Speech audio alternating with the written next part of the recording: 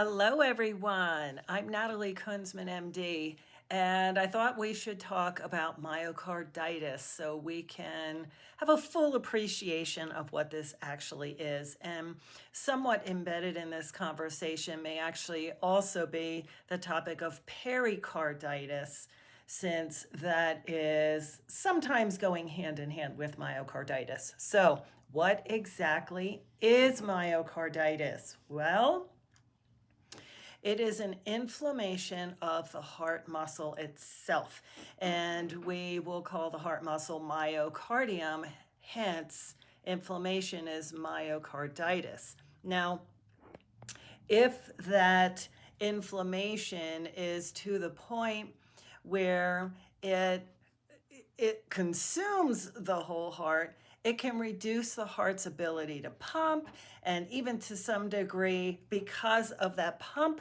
trouble, there may be irregular heart rhythms and dysrhythmias from it.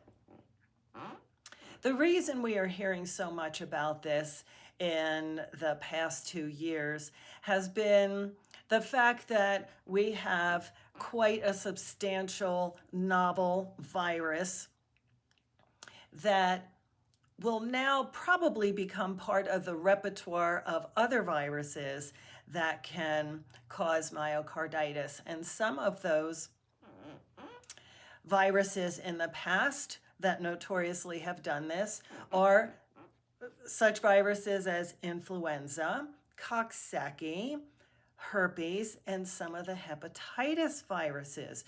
Well, now we have SARS-CoV-2 that in and of itself can cause some myocarditis. Now, some of these viruses will go in and cause very direct heart muscle damage, and then sometimes the damage will come in through the side door with the immune cascade and the immune cells that will get embedded within the myocardium in an effort to sometimes help repair the bad tissue, but also in a direct attack to the muscle. Okay, so of course we are wondering who is at highest risk for this. I think a lot of us have heard in the mainstream media and through the CDC that it seems to affect younger males 16 on up.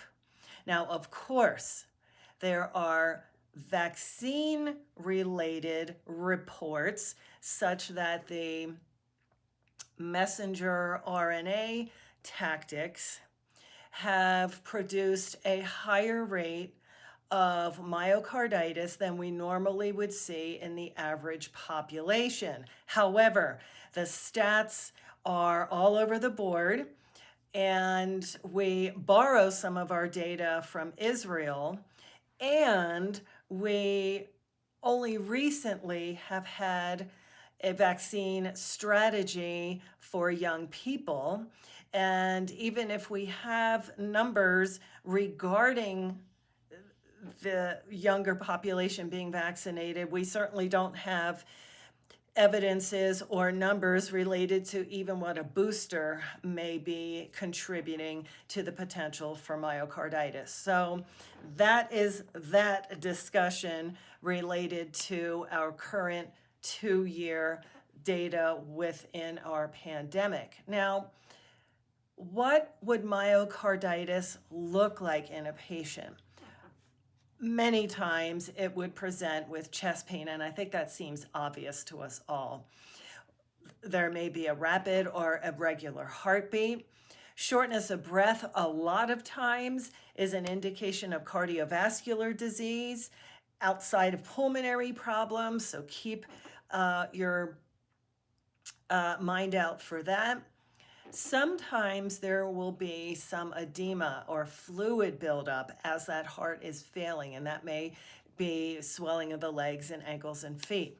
Fatigue is a very big one for any cardiovascular disease, let alone, of course, with myocarditis or pericarditis.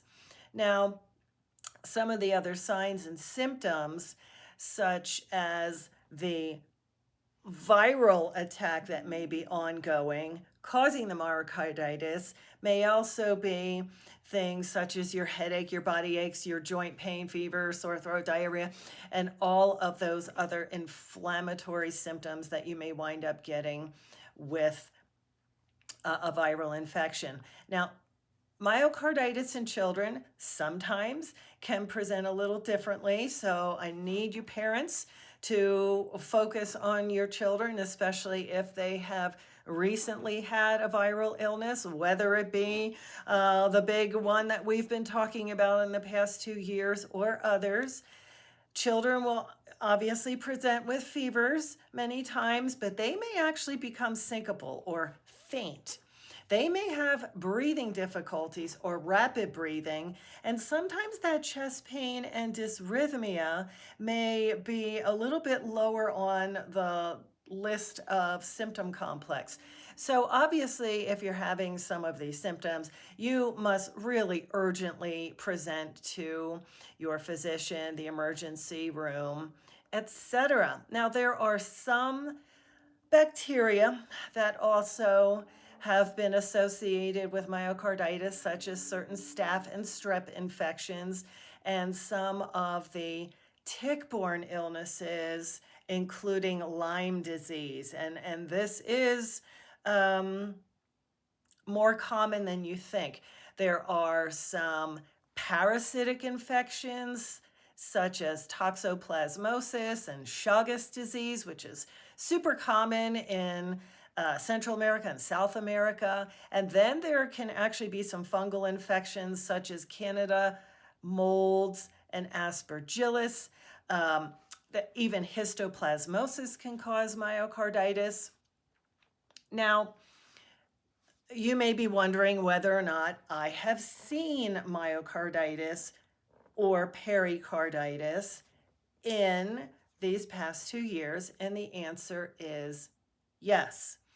I have seen 2 cases of pericarditis, and one was in an athlete, and another one was in an older woman.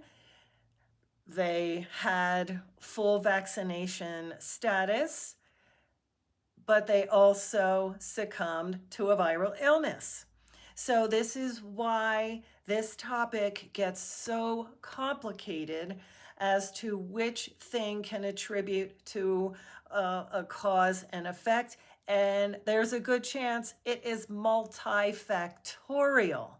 We just need to keep our mind aware of these things throughout cold and flu season, because again, there are many viruses and illnesses floating around every time we hit this season. So the complications of myocarditis are pretty evident. You could have a heart attack or a stroke. So obviously, if the pump is injured, it can't pump blood. Stagnant blood can collect in the heart and form clots, let alone if there is a cytokine storm that has led to the myocarditis, it can lead to the propensity for clotting. So a stroke can be also a trickle-down effect from this. Now, you can obviously have the rapid heart rate or dysrhythmias, which is pretty obvious, sudden cardiac death. Of course, we don't want to think about this, but this can happen in a myocarditis or pericarditis case. And then, of course, we have heart failure, which can be the initial stun to the myocardium with the illness. And let's say if it's left untreated or there are other comorbid conditions, the situation can progress. And it has progressed to the point in unfortunate people that they may even require some ventricular assist or heart transplantation. So this is not mild. However, there is good news when you are a young person who have succumbed to this, because overall your body is quite healthy. So the treatment many times will be anti-inflammatories in mild cases. It may require steroids in some cases, and this is in an effort to quiet down that cytokine inflammatory immune response to that muscle. Now, of course, I won't go into every cardiac medication that there is if the heart is in failure and there's dysrhythmia and or we need to do monitoring situations and things like that. Of course, we would incorporate a cardiologist for all those trickle down effects for that. But feel glad to know that a lot of cases are mild and transient and resolved spontaneously. And sometimes we never would have even known because it is a short-lived phenomenon. Now, some of the older adults that succumb to myocarditis have poorer outcomes, so they really should seek attention. If you are an aggressive athlete and you suspect this, one of the treatments is cardiovascular rest. And I think this is why we see some of the athletes running into the trouble that they do, because if they don't know they have myocarditis and they are pushing their Vmax and their cardiovascular load, of course, they may wind up having some severe symptoms in the process. So there is a little bit of prevention. Try to avoid people who are sick and have flu-like illnesses. Follow good hygiene practices. Again, when we are talking about bacteria and ticks, do a tick check. Make sure that you can catch a critter early before it can cause any damage. This is not a vaccine discussion whatsoever. I believe each person who is deciding their risks of succumbing to the severe SARS-CoV-2 illness versus vaccination is an extremely difficult decision, and that needs to be decided per person based upon their risk benefits ratio. And obviously, if you're noticing any signs or symptoms, find your physician as soon as you can. Okay, so I hope this is clarified and has given some explanation of what myocarditis is. I'm Natalie Kunsman, MD. Subscribe to my channel below, and until we meet again, be well.